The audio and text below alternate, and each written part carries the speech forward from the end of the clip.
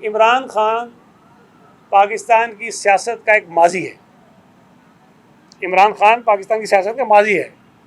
عمران خان کے نام کی سیاست میں مجھے کوئی مستقبل نظر نہیں آتا. جماعت ہوگی، لوگ ہوں گے، چلتے رہیں گے. پی ٹی آئی یہ کہہ کر جاتی کہ ہم جائیں گے، مظاہرہ کریں گے، احتجاج کریں گے اور واپس آ جائیں گے تو شاید یہ صورتحال نہ ہوتی.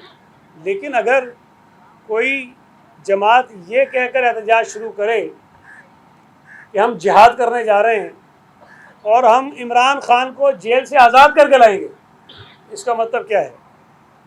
اس کا مطلب یہ ہے کہ آپ بدامنی کرنا چاہتے ہیں، آپ جیل پر حملہ کرنا چاہتے ہیں، آپ جیل توڑنا چاہتے ہیں، آپ قانون کی خلاف ورزی کرنا چاہتے ہیں.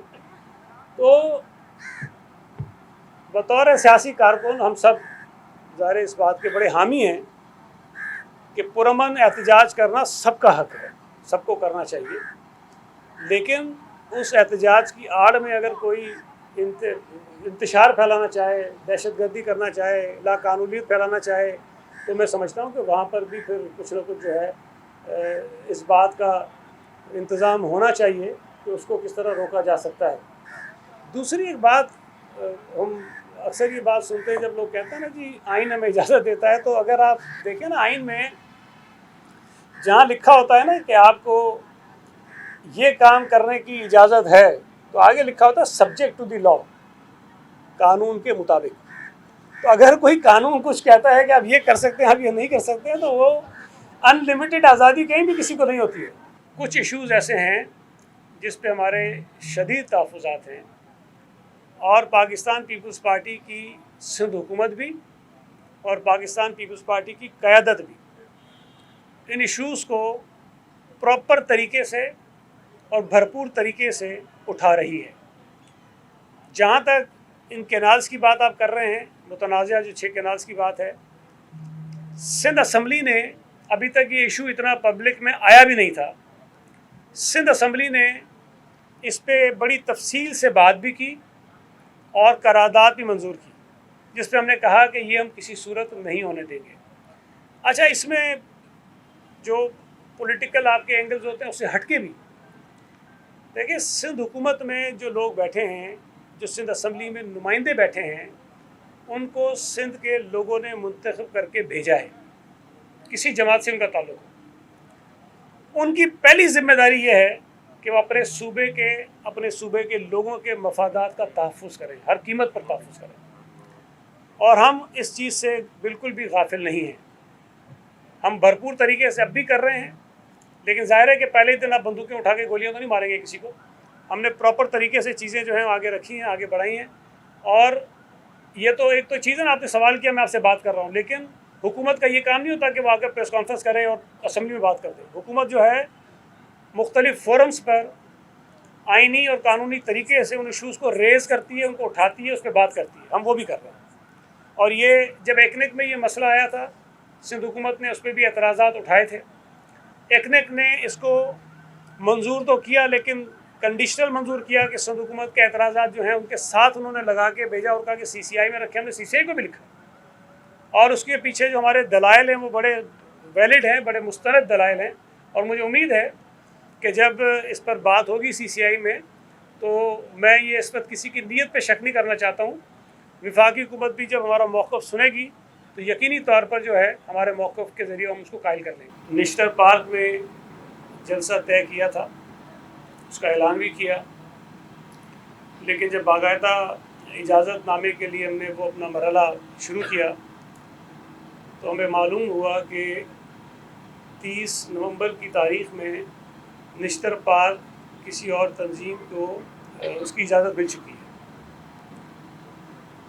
تو ہم نے یہ مناسب نہیں سمجھا کہ ہم کسی اور تنظیم کو دی گئی اجازت کو منسوخ کرنے کے لیے جائیں یا اس سے ایسی سرگرمی میں جائیں جو شاید ناگوار بھی گزرتی کوئی دوستوں کو.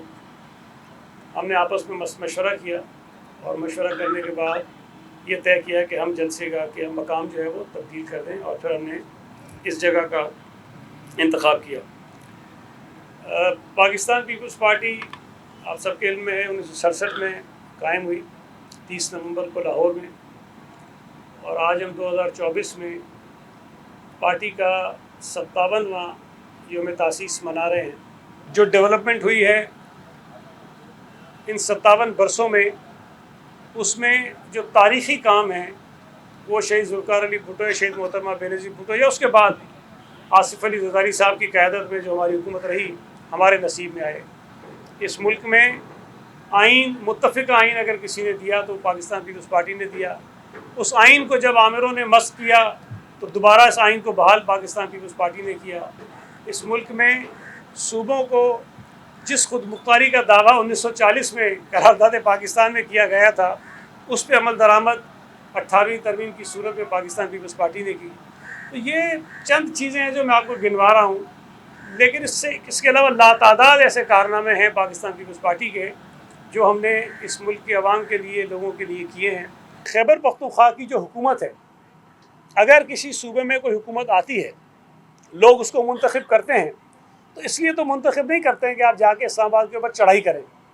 اس لیے تو منتخب نہیں کرتے ہیں کہ آپ حکومت کے وسائل کو استعمال کریں، حکومت کے ملازمین کو استعمال کریں، حکومت کی گاڑیوں کو استعمال کریں اور پولیس کے محکمے کے جو ہتھیار ہیں اس کو استعمال کریں، ان کے آنسو کے شیل کو استعمال کریں، ان کے اور جو اکوپمنٹ ہے اس کو استعمال کریں اور جا کے کسی اور صوبے، کسی اور یا کیپٹل کے اوپر جا کے حملہ آور ہو جائیں.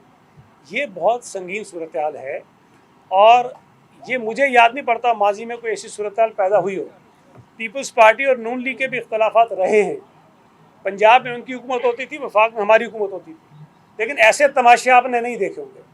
تو اگر تو کوئی صوبائی حکومت خود اپنے صوبے میں جو بدامنی ہو رہی ہے، جہاں 50 سے زیادہ بے گناہ معصوم شہری ایک شہر کے اندر مارے جاتے ہیں فائرنگ میں، اس طرف ان کی توجہ نہیں ہے اور توجہ اس بات پہ ہے کہ میں کس طرح اسلام آباد جاؤں، حملہ آور ہو جاؤں اور وہاں سے اپنے لیڈر کو چھڑا کے لے آؤں. تو پھر میرا خیال ہے کہ یہ بات ضرور کہیں نہ کہیں سوچ میں آتی ہوگی، اس پہ غور کیا جاتا ہوگا کہ کیا اس طرح کوئی صوبائی حکومت چل سکتی ہے یا نہیں.